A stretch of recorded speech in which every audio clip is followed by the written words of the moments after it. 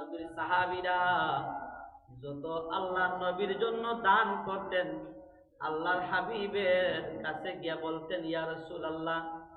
আরেকজন সাহাবী যাইয়া বলে, ইয়া রাসূলুল্লাহ, আমি যতই দান করি ততই আমার কাছে ভালো লাগে।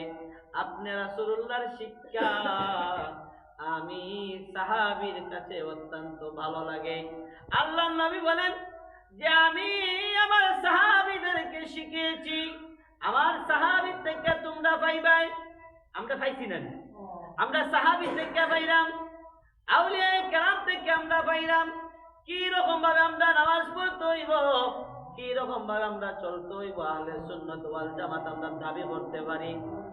যেইভাবে আহলে সুন্নাত ওয়াল জামাত দাবি করবেন, আপনার মাথা থেকে পা পর্যন্ত আপনি আহলে সুন্নাত ওয়াল জামাতের মতো আপনি পোশাক পরিধান করিয়া আপনার আমল আখলাক দিয়ে আপনার জীবনটারে সুন্দর করতে হবে।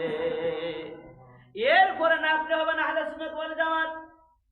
আল্লাহ রাব্বুল আলামিন, আমি যে আয়াতে কারিমা তিলাওয়াত করেছিলাম, আল্লাহ বলেন মুহাম্মাদুর রাসূলুল্লাহ, মুহাম্মদ হলেন আমি আল্লাহর রাসূল। এবং তার সাথে রয়েছে ওয়াল্লাযীনা মাআহু আশিদ্দাউ আলাল কুফফারি রুহামাউ বাইনাহুম।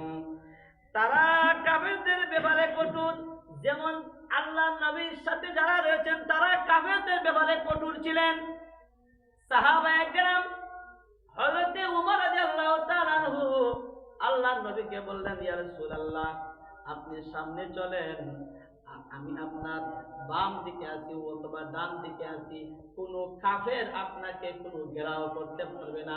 কারণ হলেন আপনি হলেন আল্লাহর রাসূল, আপনাকে দেখার দায়িত্ব হলো আমি উমরের।